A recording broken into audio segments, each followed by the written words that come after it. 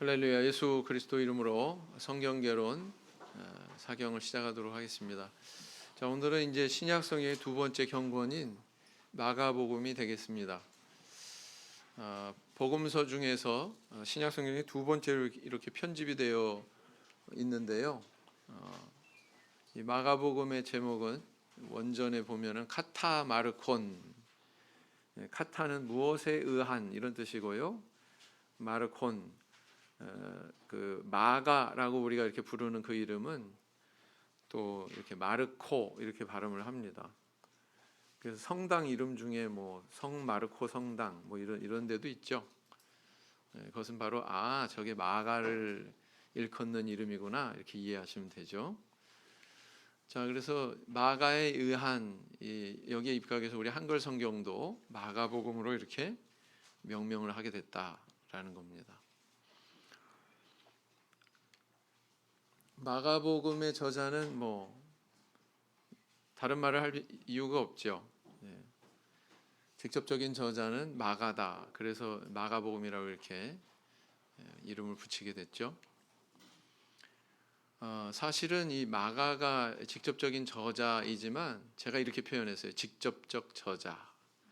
그러면 이제 우리 성도님들 마음속에 간접적인 저자도 있다는 뜻인가? 이런 질문이 던져질 수 있죠. 사실 이 그 마가는 베드로와 굉장한 그런 친분이 있었던 것으로 발견이 됩니다. 친분이 있었다는 얘기는 그 베드로와 같이 동행하는 동안 예수님에 대한 또는 예수님께서 전하신 복음에 대한 여러 가지 많은 내용들을 귀동냥으로 들었겠죠. 또 때로는 그것을 기록으로 남기기도 했을 것이고, 그래서 아마 그 마가가 이렇게 붓을 들게 되었던 것 같습니다. 그래서 이런 내용들을 정리해 가지고 한 AD 55년에서 68년 사이에 이 마가복음을 기록한 게 아니냐 이렇게 추정을 하고 있습니다. 사실 이 마가복음의 시작을 보면 어때요? 어떻게 예수님을 소개하고 있죠? 마태복음은 예수님이 아브라함과 다윗의 자손 이렇게 소개하고 있죠. 그죠? 그 다음에 누가복음은 조금 달리 표현하고 있는데 우리 중에 이루어진 사실에 대하여 이러면서 시작을 하고 있습니다. 그 이루어진 사실에 대하여 이거는 예수님에 대한 여러 가지 이야기들, 그 중에서도 십자가에 대한 이야기를 하고자 하는 것이죠. 사복음서의 공통 분모가 뭡니까? 다 나와 있는 내용이 뭐예요? 예수 그리스도의 십자가 사건. 그렇죠? 네. 요한복음에서는 어떻게 시작을 하고 있습니까? 태초에 말씀이 계시니라. 그래서 이렇게 예수님을 태초부터 있는 말씀으로 소개하고 있는데 마가복음 1장 1절에 어떻게 소개하고 있어요? 네.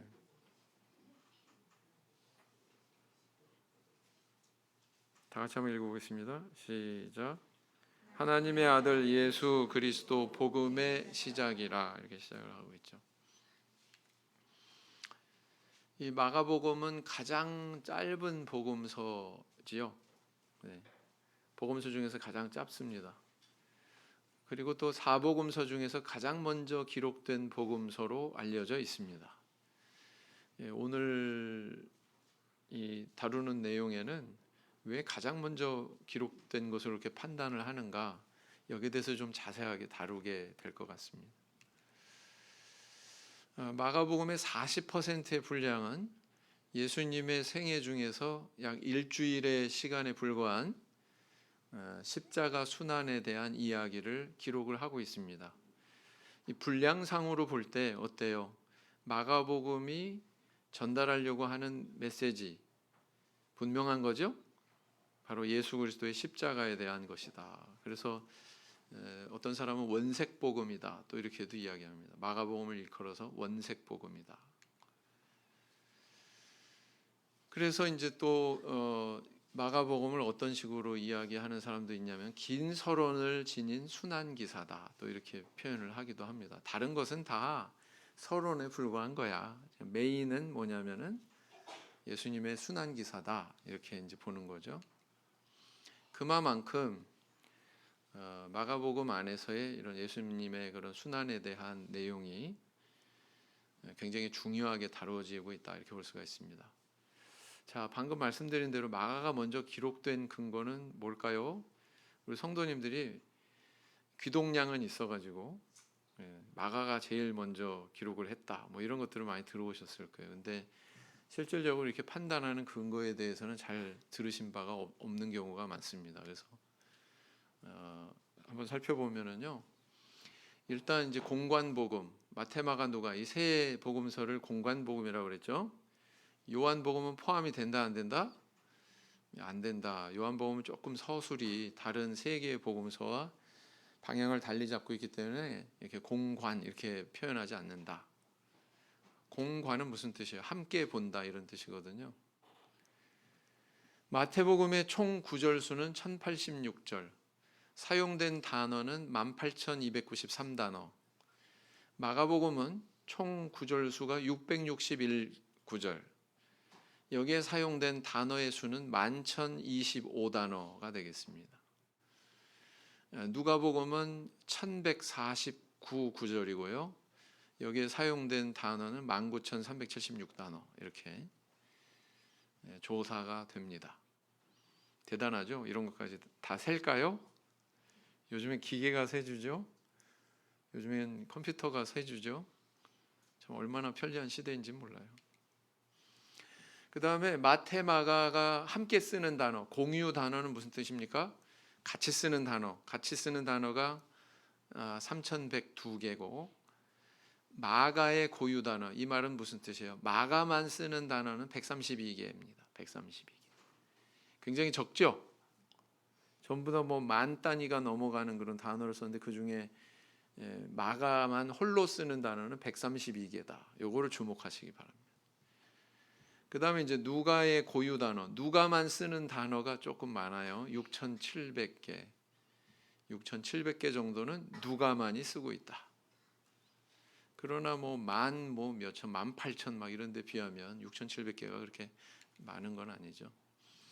마태복음에는 없고 마가복음에는 있는 단어가 304개고요. 누가복음에는 없고 마가복음 안에는 있는 단어가 1282개고요. 그래서 이제 쭉 이렇게 그 통계를 잡아보면 마가의 단어 97.2%는 마태가 사용하고 있습니다. 그다음 마가의 단어 88.4%는 누가도 사용하고 있습니다. 자, 여기서 내릴 수 있는 결론은 뭡니까? 마가의 단어는 대부분 마태와 누가도 사용하고 있다. 이 사실이 발견이 되고요. 마가의 고유 단어는 다시 말하면 마가복음에만 기록이 된 단어는 마태의 고유 단어 또는 누가의 고유 단어보다 극히 적다. 극히 적다. 이 사실은 어떤 가능성을 내포하냐면 마태나 누가가 마가복음을 참고했을 가능성을 반영을 하고 있습니다. 그러나 이것만으로는 부족하죠. 또 다른 것을 비교해 볼 수가 있어요. 이 글씨가 너무 작아서 보이세요? 네? 보이십니까? 안 보이십니까? 방혜수도 집사님 보이세요? 저도 모니터 화면이 잘 안 보여요. 자, 마태, 마가, 누가 일치하는 어법을 한번 보세요. 기록이 된 내용을 보면 이게 헬라어로 기록이 됐는데 이걸 한글로 지금 번역을 했는데 한글로 번역한 것들이 조금씩 차이가 있지만 헬라어 안에는 일치되는 것도 있습니다. 일치되는 게 많아요. 그래서 마태, 마가, 누가 보면 거의 차이가 있습니까? 없습니까? 거의 차이가 없어요. 이것은 귀동량으로 어떤 그 이야기를 듣고 자기가 기록을 했다기보다 다른 기록을 참고해서 그대로 옮겨 적었다라고 보는 것이 더 합당합니다. 다른 것도 볼까요? 이런 부분도 있어요. 마태, 마가, 누가.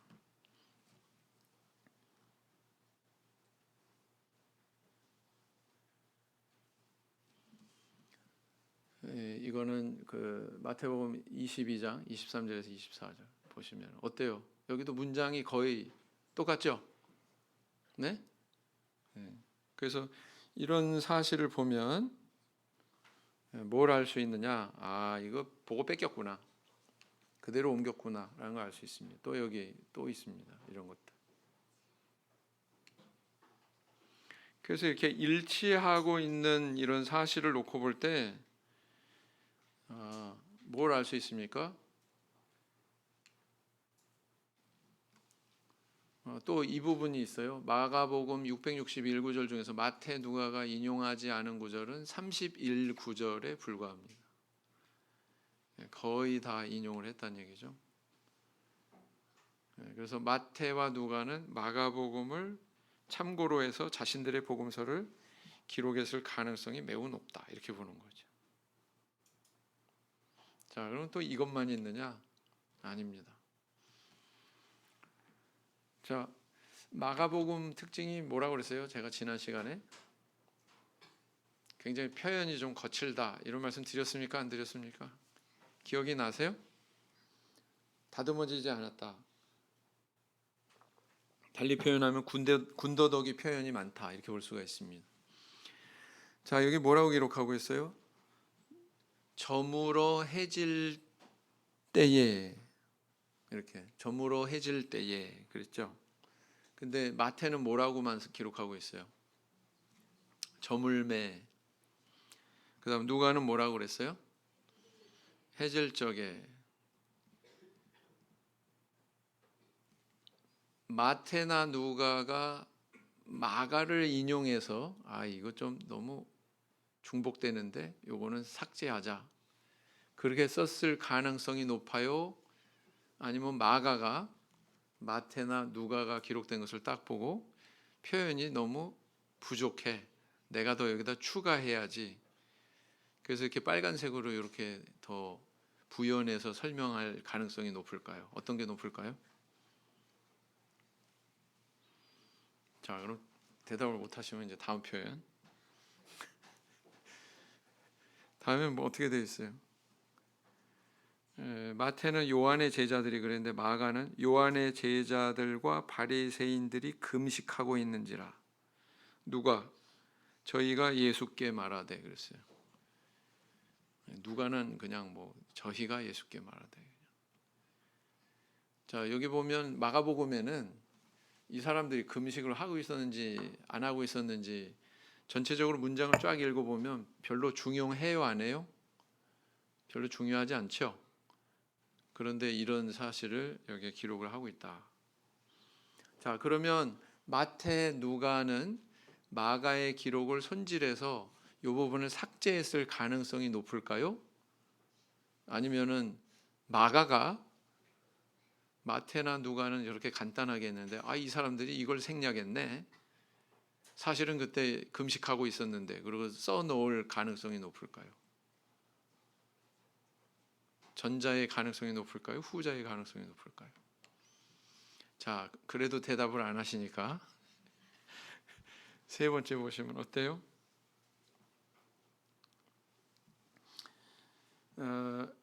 마가를 먼저 보겠습니다. 빨간 글씨 보시면 핍절되어 시장할 때 이렇게 기록을 했는데 마태는 어떻게만 기록하고 있어요?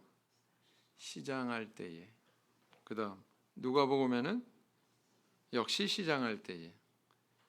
뜻이 다 통하죠. 시장할 때에 그러면은, 그죠? 근데 마가는 핍절되어 시장할 때, 이렇게 어떻게 보면은 같은 얘기를 중복되게 이렇게 표현하고 있는 거잖아요. 이제 이해가 되십니까? 네. 그다음 제사장에 대한 언급도 마가복음에서는 아비아달 대제사장 때에 그랬단 말이에요. 사실 아비아달이 아니라 아비멜렉이 정확한 제사장 때였죠. 근데 마태는 제사장, 또 누가도 제사장, 여기까지만 언급하고 있단 말이에요. 네. 그 다음 또 네 번째 보겠습니다. 여기는 어떻게 돼 있나? 군더더기 표현 네 번째는 그 옷을 나눌세 누가 어느 것을 얻을까 하여. 십자가 밑에 로마 군병들에 대해서 이야기하는데 누가 어느 것을 얻을까 하여 이렇게 했는데 마태복음이나 누가복음에는 그런 내용이 있습니까? 없습니까? 그냥 제비 뽑았다 이 내용만 있죠. 네. 그래서 마가복음에는 좀 이런 표현은 별로 불필요한데 싶은 그런 내용들이 군더더기의 내용들이 상당히 존재하고 있다 이렇게 판단할 수가 있습니다. 그 다음에 이런 군더더기 표현뿐만 아니라 거북한 표현이 또 있어요. 거북한 표현.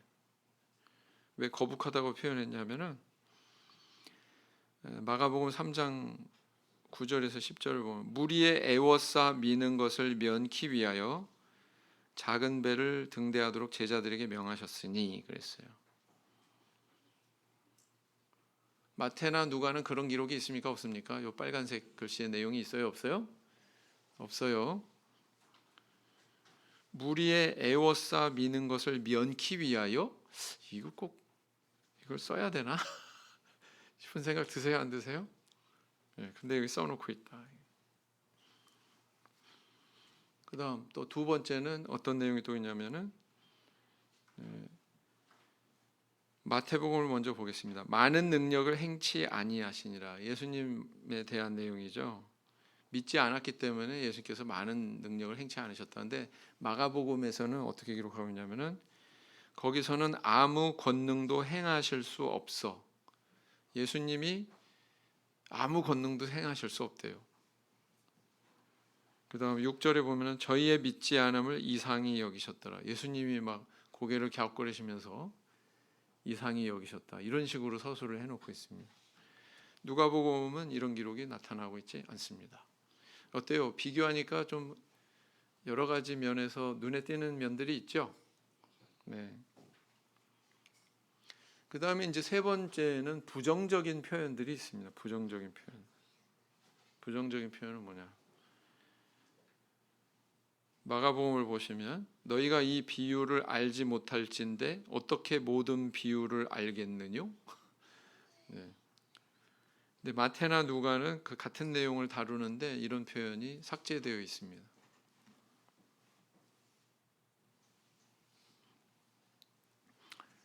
그 다음 또 두 번째 부정적인 표현 어떤 거예요? 네. 마태는 그냥 예수께서 가라사대 그랬고 누가도 예수께서 그 아이들을 불러 가까이 하시고 이르시되 그랬는데 마가는 예수께서 보시고 분이 여겨 이르시되 예수님의 감정 표현이 직설적으로 나타나는 게 마가복음입니다. 네. 어린아이들이 내게 오는 것을 용납하고 이렇게 얘기하고 있거든요. 예수님이 막 딱 쳐다보고 분한 표정으로 막 상상해 가세요. 이렇게 기록을 하고 있다. 자, 또 세 번째 어떻게 되어 있습니까? 마태복음에서는 예수께 와서 절하며 무엇을 구하니 그랬어요. 그냥 무엇을 구하니 그랬는데 마가복음에서는 뭐라고 기록을 하고 있냐면 선생님이여 무엇이든지 우리의 구하는 바를 우리에게 하여 주시기를 원하옵나이다. 내 소원 들어줄 거야 안 들어줄 거야? 꼭 들어줘야 돼? 들어줄 거지? 이거 무례한 거잖아요. 뭐 사정이나 뭐 이런 것 고려하지 않고 무조건 들어줘야 돼. 뭐 이런 식의 표현 이런 것들이 그냥 여과 없이 이렇게 나타나고 있는 게 마가복음이다 이렇게 볼 수가 있습니다. 그 다음 네 번째 마태복음에서는 그렇게 기록을 하고 있지 않는데 누가복음에는 뭐라고 그러냐면 무리를 둘러보시고 그냥 이렇게 단순하게 기록을 했습니다. 마가복음은 어떻게 기록하고 있나 보세요. 저희 마음의 완악함을 근심하사 노하심으로 저희를 둘러보시고 그랬어요. 예수님께서 노기를 품고 무리를 둘러봤다 이렇게 표현하고 있습니다. 이런 거는 비교 안 해보셨죠? 예. 뭘 느끼셨어요? 예. 그래서 이런 여러 가지 비교의 결론은 어떻게 내릴 수 있냐면은 상식적으로 거친 표현, 뭔가 장문의 긴 표현, 부드럽지 않은 표현 이런 것들이 나중에 시간이 지나면서 다듬어지고 또 사람이 이제 이렇게 옮겨 적으면서 그런 것들이 다듬어지고 할 수 있는 것이지 그게 상식적이지 이미 매끄러운 표현이고 정제된 절제된 그런 표현인데 거기다가 어떤 군더더기를 더 붙이거나 부자연스러운 표현을 붙이거나 그런 것은 자연스러운 판단이 아니죠. 그죠? 그래서 이런 여러 가지 내용들을 분석해서 살펴볼 때 마가복음이 가장 먼저 기록되었다고 보는 것이 합당하다 이렇게 결론을 내린 겁니다. 이해가 되시죠? 네, 그렇습니다. 자, 그리고 이제 우리가 개론하는 목적이 뭐라고 그랬어요? 배경에 대한 지식을 먼저 습득하는 데 있다 이렇게 말씀을 드렸습니다. 그것을 제대로 알아야 성경도 제대로 볼 수 있기 때문에 그것이 공백이 생겨가지고 성경이 제대로 안 보인다면 문제가 되는 거죠. 그래서 배경에 대한 그런 이해를 먼저 해야 된다. 배경에 대한 이해는 여러 가지가 있지만 저자도 그 중에 하나다 이렇게 볼 수가 있습니다. 그래서 이 마가복음의 직접적인 저자는 마가이지만 서두에 잠깐 언급한 것처럼 이 베드로가 굉장히 깊은 영향을 미친 것으로 그렇게 추정을 하거든요. 그래서 어떤 사람들은 뭐라고 그러냐면 베드로 복음서 이렇게 부르기도 합니다. 베드로는 직업이 뭐예요? 어부죠. 그러다 보니까 표현이 뭐 고상하고 정제되고 절제되고 이게 아니라 좀 거칠 수 있죠. 그렇지 않습니까? 그런 것들이 여과 없이 이렇게 마가복음에 다 녹아져 있다 이렇게 보여집니다. 자, 이렇게 베드로하고 마가가 아주 가까운 관계였다라는 것은 어디에서 알 수 있냐면은 사도행전 12장에 보면은 이제 베드로가 천사의 인도로 탈옥을 합니다. 그 대목 아시죠? 야고보는 순교하고 베드로는 탈옥을 했는데 탈옥한 다음에 어디로 갔냐면은 바로 그들이 항상 모였던 마가의 집, 소위 마가의 다락방으로 갑니다. 근데 문도 열지 않았어요. 문도 열지 않았는데 베드로의 음성만 듣고 베드로라고 라는 사실을 안 여종이 바로 로데입니다. 로데. 그 의미는 뭐예요? 베드로가 여기 자주 출입했다는 뜻입니까? 아닙니까? 자주 출입했다는 뜻이죠. 네. 그래서 성경 구절을 보면 이렇게 나와 있어요. 읽어보겠습니다. 시작.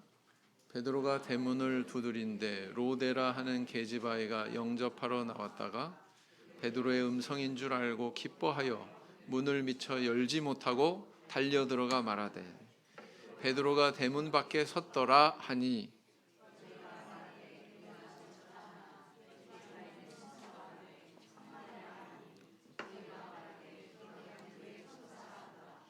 베드로가 문 두드리기를 그치지 아니하니 저희가 문을 열어 베드로를 보고 놀라는지라. 자, 로데라고 하는 이 계집 아이는 베드로의 음성을 분명히 알고 있었습니다. 사실 뭐 그 마가의 집, 마가의 다락방으로 이렇게 사도행전 1장에 소개하고 있는데요. 다락이 아닙니다. 저렇게 생겼어요. 성주 순례 갔던 우리 청년들이 저렇게 다 들어가고도 굉장히 넓어요. 여러 단체가 한꺼번에 들어와도 아무 이상 없습니다. 그러니까 한 120명 모였겠죠. 저런 데다. 그렇지 않았을까요? 120명쯤 됐다고 그랬잖아요. 사도행전 1장에. 그래서 어떻게 이야기할 수 있느냐? 마가는 뭐 대필자에 불과하지 않았느냐? 베드로가 사실은 배경에 숨겨져 있는 진정한 저자다 이렇게 볼 수가 있다는 거죠. 베드로전서 5장 13절에는 내 아들 마가 이런 표현이 있어요. 내 아들 마가. 베드로전서 누가 썼어요? 베드로가 기록한 거죠. 그래서 바울 사도가 복음으로 낳은 아들 디모데 그러는 것처럼 베드로 사도는 마가에 대해서 내 아들 마가 이런 식으로 표현을 하고 있다는 거예요. 혈육의 어떤 그런 인간관계를 살펴보면 마가는 바나바의 생질, 조카로 그렇게 알려져 있죠. 그렇지만 그를 성장시킨 자는 베드로다. 그다음 그 마가복음의 그 겟세마네 동산에서 예수님이 체포되실 때 헛이불을 덮고 있다가 그 벗어버리고 도망간 한 청년에 대해서 언급하고 있는데 그 누구라고요? 마가 자신을 가리키는 것으로 추정을 한다라는 겁니다. 베드로전서 5장 13절 읽어보겠습니다. 시작. 함께 택하심을 받은 바벨론에 있는 교회가 너희에게 문안하고 내 아들 마가도 그리하느니라 그랬어요. 골로새 4장 10절 시작. 나와 함께 갇힌 아리스다고와 바나바의 생질 마가와 이 마가에 대하여 너희가 명을 받았음에 그가 이르거든 영접하라 그랬죠. 그래서 바울 사도가 이렇게 또 마가를 언급을 하고 있습니다. 마가복음 14장 51절 52절 읽어보겠습니다. 시작. 한 청년이 벗은 몸에 배 혼이불을 두르고 예수를 따라오다가 무리에게 잡힘에 배 혼이불을 버리고 벗은 몸으로 도망하니라 그랬어요. 그리고 또 이제 마가에 대한 또 다른 정보는 뭐냐면은 사도행전에서 이 마가가 어떤 그 행적을 보이는지에 대한 것인데요. 바나바와 바울이 그 예루살렘에 그 연보를 갖다가 전달을 하죠. 가난한 자들을 구제하는 그런 목적으로 연보를 전달을 하고 그리고 이제 그 다시 또 돌아오게 되거든요. 그때 동행한 인물이 바로 누구냐면 마가다. 그리고 나중에 이어서 1차 선교 여행에도 이 마가가 동행을 하게 됩니다. 그 내용을 기록을 하고 있어요. 그런데 이렇게 바나바와 바울과 동행했던 마가가 제1차 선교 여행의 초입에 예루살렘으로 되돌아갑니다. 왜 되돌아갔다? 여기에 대한 건 성경이 기록하고 있지 않습니다. 뭐 어떤 사람은 바울이 바나바보다 이렇게 더 나서는 것에 대해서 굉장히 불만을 품었다. 뭐 이렇게 여기는 사람도 있는데 그거보다는 설득력 있는 이야기는 마가는 귀한 집 아들 출신이었기 때문에 생각해 보세요. 마가의 다락방이라고 일컬어지는 커다란 공간을 소유한 그런 대저택을 가지고 있으면 부자일까요? 아닐까요? 부자였겠죠. 그러다 보니까 이렇게 곱게 자란 그 마가가 아주 험한 그런 선교 여행의 그런 과정을 감당할 수 없어서 예루살렘으로 돌아가 버렸다. 이렇게 이제 추정을 하거든요. 아마 그게 맞는 이야기일 것 같습니다. 자, 근데 이제 제2차 선교 여행을 떠날 때 이 마가 때문에 바나바와 바울 사이에 큰 다툼이 일어납니다. 데리고 가자. 안 돼. 어떻게 저런 사람을 데리고 가? 그래서 다퉜죠? 그래서 바나바는 데리고 가자. 바울은 안 된다. 그래서 이것이 바로 이 두 사도가 결별하게 되는 그런 계기가 됩니다. 여기서 성경이 이렇게 기록을 하고 있죠. 왜 형제반, 중간에 자매반, 맨 밑에는 다 같이 이렇게 읽어보겠습니다. 형제반 시작.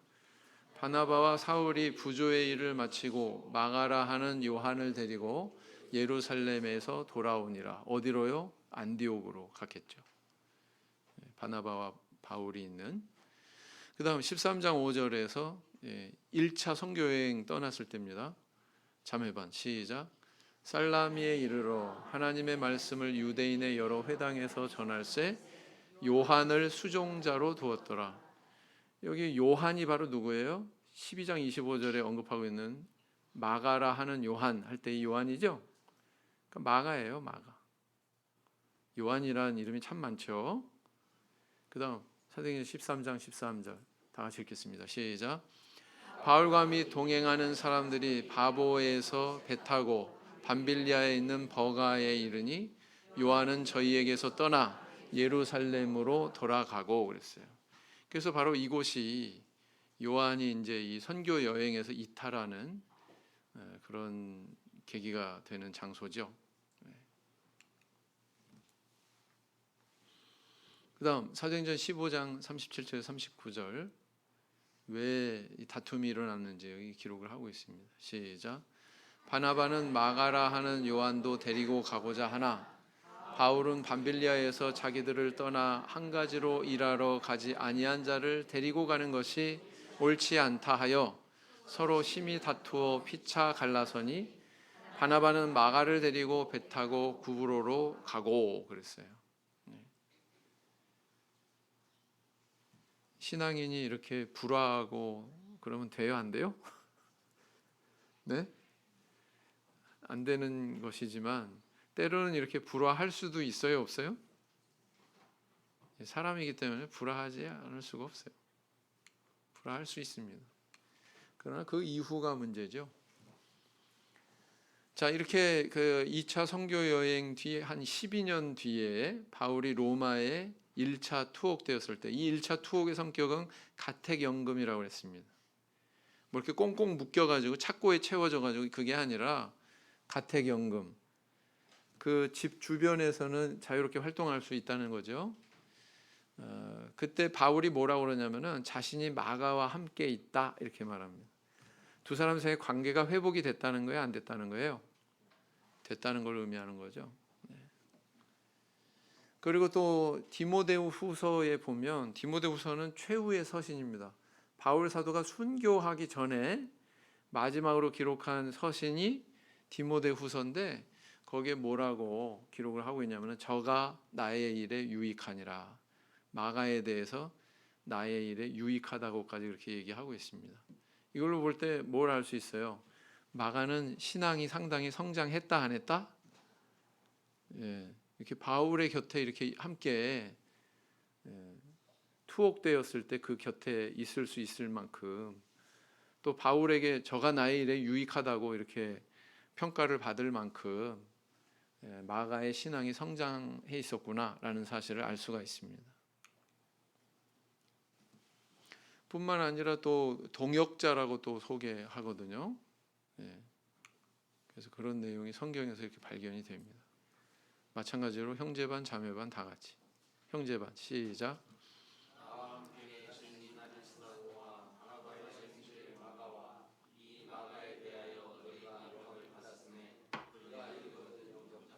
예. 자매반 시작. 누가만 나와 함께 있느니라. 내가 올 때 마가를 데리고 오라. 저가 나의 일에 유익하니라. 그다음 다 같이 시작. 또한 나의 동역자 마가, 아리스다고 데마, 누가가 문안하느니라. 자, 이렇게 얘기하고 있다고요. 그래서 마가에 대한 그런 바울과의 관계가 개선이 됐구나, 회복이 됐구나라는 거 알 수 있고요. 그다음 두 번째는 뭐냐면은 마가의 신앙이 상당히 과거와 달리 성장했구나라는 사실도 또한 우리가 알 수 있다라는 것입니다.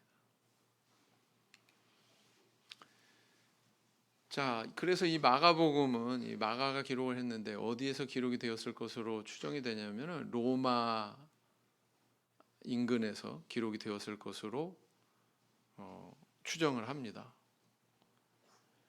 그래서 이제 그 당시에 로마라고 하는 이 어떻게 보면은 로마 제국의 수도잖아요. 그죠? 모든 길은 로마로 통한다. 이런 얘기 들어보셨잖아요? 네. 로마 시대 때 그 닦아놓은 도로가 아직도 사용이 되는 그런 상황이란 말이죠. 얼마나 견고한지. 그 도로를 따라서 전 세계 로마가 지배하는 전 세계에 있는 여러 나라로부터 아주 뭐 좋은 물건들 다 로마로 그렇게 서울로 이렇게 모이는 것처럼 그죠? 그렇게 모였겠죠. 근데 또 그 도로를 통해서 로마 제국이 지배하는 여러 나라로 복음이 퍼져 나갈 수 있었다. 그래서 로마는 굉장히 중요한 거예요. 그래서 사도교의 복음의 어떤 그런 흐름은 큰 대도시를 중심으로 이루어졌습니다. 근데 이 로마에서 어떤 일이 일어나요? 로마시의 폭군 네로 황제 아시죠? 들어보셨죠? 그 네로 황제에 의해서 대박해가 임박했던 시기, 바로 직전이거나 아니면 막 시작이 된 그런 상황이었던 것으로 추정을 합니다. 그렇게 박해를 받는 이유는 무엇 때문이었냐면은 주후 64년에 로마의 대화재가 발생하거든요. 근데 이 주범이 기독교인들이다 이렇게 이제 오해가 되었기 때문에 그게 빌미가 돼가지고 도화선이 돼서 핍박이 시작이 됩니다. 사실은 그거 이전에 기독교에 대한 그런 인식이 안 좋은 소문에 의해서 굉장히 오해되는 그런 상황에 있었던 거죠. 그래서 이 로마에 일어난 대화재는 14개 구역 가운데 10개 구역이 전소되었다고 그래요. 대단한 화재죠. 그러니까 이게 우연히 일어난 게 아니라 사실은 누구에 의해서 방화가 된 것이다 이렇게 보는 것이 온당하다. 그런데 그 로마 황제가 자기에게 화살이 오니까 이것을 그리스도인에게로 돌려버린 거죠. 그래서 이제 이 대박해의 상황을 맞이하게 됩니다. 이렇게 생겼습니다. 네로 황제가. 중세 시대 때 그려졌던 어떤 화가에서 그려진 그 기독교인들 핍박받는 그런 모습이죠. 콜로세움에서 막 십자가에 화형당하고 짐승의 먹이가 되고 하는. 그래서 이제 이런 그 대박해를 반영하는 유적이 있어요. 로마에 가면은 그게 바로 카타콤베 이렇게 또 발음하죠. 카타콤이라고 하는 지하 무덤입니다. 그래서 저 부분은 뭐냐면은 들어가는 입구, 막 시작이 되는 입구에 보면 저렇게 시신을 안치하는 저런 묘실이 있어요. 저런 것들이 쭉 복도를 따라 예수의 메시지를 전하는 일은 이제 죽음을 뜻하게 됐다. 기독교에 대한 박해가 시작된 것이다. 로마 역사가 타키투스는 유대에서 발생한 기독교의 위험성을 이렇게 설명했다. 크리스천이라 불리는 집단이 그들의 나쁜 행실로 미움을 받았다. 죽음을 자초한 그들의 치명적인 미신은 지저분하고 수치스러운 것이었다. 서기 100년 코넬리우스 타키투스. As Roman society became slowly aware of this new religion forming in its midst, there was a lot of anxiety about it, and it was fanned by rumors that Christians practiced cannibalism, incest, ate babies baked in loaves of bread. So you get a sense of, the way in which cults are talked about. Well, this is the way that Roman society was in these early years perceiving Christianity. 그러나 반발의 물결은 기독교에 대한 나쁜 소문과 험담에 그치지 않았다. When the authorities, especially the Roman authorities, started to look at Christianity, they made two accusations against it. First of all, you're atheists. That may strike us as a strange thing, but they meant you do not worship the gods that all the rest of us do. And the second accusation was you hate the human race. Again, sounds very strange to us, but this was an actual accusation because you won't do what the rest of us does. If we, for example, have in our city a celebration of the patron god of our goddess of our city, and everyone is out feasting in the streets and going to the temple, you people won't come out and play with the gods, as it were. 기독교에 대한 로마의 불신과 적개심은 결국 대참사를 일으킨다. 그것은 하마터면 로마를 사라지게 할 뻔한 대재앙이었다. 화재의 원인은 명백하게 밝혀지지 않았지만 사람들은 이 불이 폭군 네로의 짓이라고 생각했다. 그러나 네로는 이걸 기독교도들의 방화라고 주장했다. 그리고는 교도들을 박해하기 시작했다. 그는 기독교도들을 체포하고 고문하고 처형했다. 로마의 역사가 타키투스는 죽어가는 순교자들의 모습을 이렇게 묘사했다. 그들은 시체마저 조롱거리가 됐다. 야생동물 가죽을 씌워 개들이 물게 했다. 십자가에 매달거나 화형을 시키기도 했다. 그들의 시체는 밤을 밝히는 횃불로 쓰였다. 역설적이게도 로마의 박해는 기독교를 더 강하게 만들었다. 로마가 실시한 박해의 결과를 놓고 이런 설명이 있다. 순교자들의 피는 새 종교의 싹을 꽃피웠다. 로마에서 가택연금 생활 중이던 바울이 교수형을 당한 것도 이 시기였다. 시몬 베드로도 같은 시기에 대중이 보는 앞에서 처형됐다. 전하는 말로는 자신은 예수처럼 똑바로 매달릴 자격이 없다며 거꾸로 매달려 죽었다고 한다. 예, 여기까지요. 저렇게 베드로가 거꾸로 십자가에 매달려 죽어가지고 또 매장되고 한 그 장소에 세워진 유명한 성당이 있죠. 성 베드로 성당, 바티칸에 있는. 네, 그렇습니다.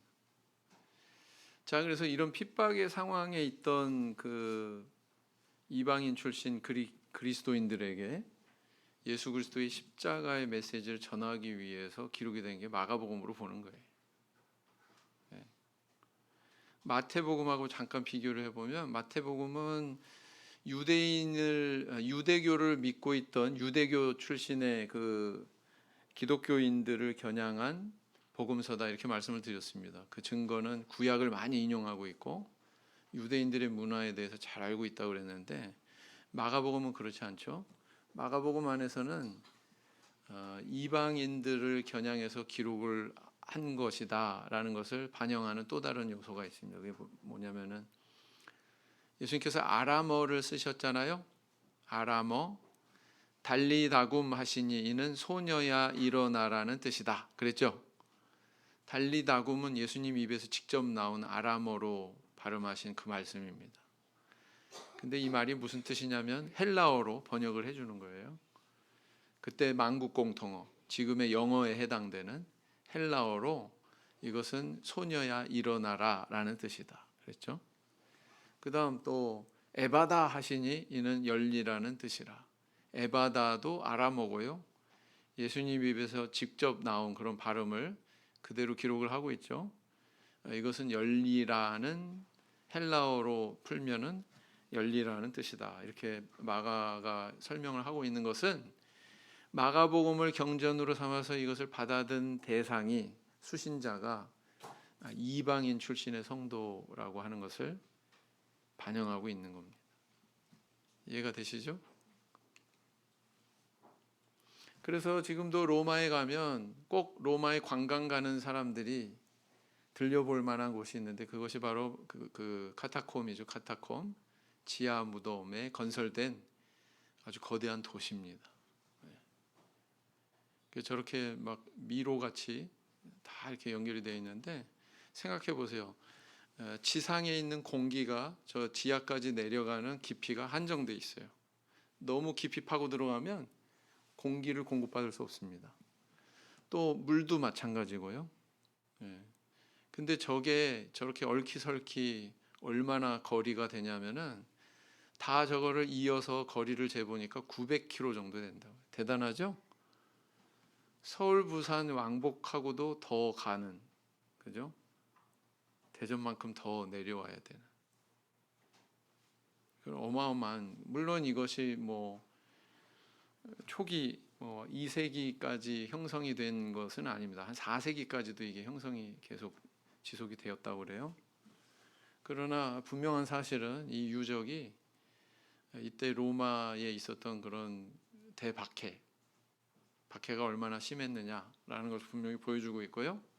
그런 상황에서 그 신앙을 지키기 위해서 기독교 신앙인들이 이런 노력을 했었다라는 것을 우리에게 분명히 보여주고 있습니다.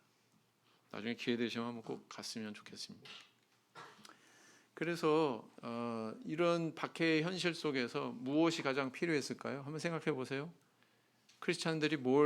기독교인들이 뭘 필요로 했을까요? 위로와 격려, 신앙적인 용기. 예수님께서 이렇게 십자가 지시고 감당한 것처럼 우리도 예수님과 똑같은 그런 길을 가야 된다. 이것을 이 박해를 인내하면서 그분을 쫓아서 십자가의 길을 가야 된다. 이걸 얘기하고 싶은 거예요.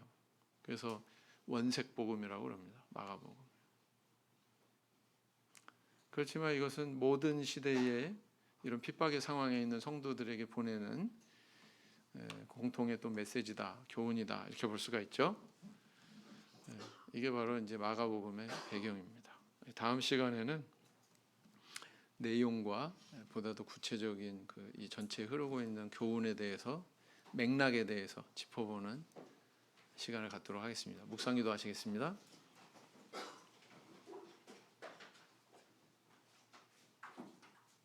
아멘.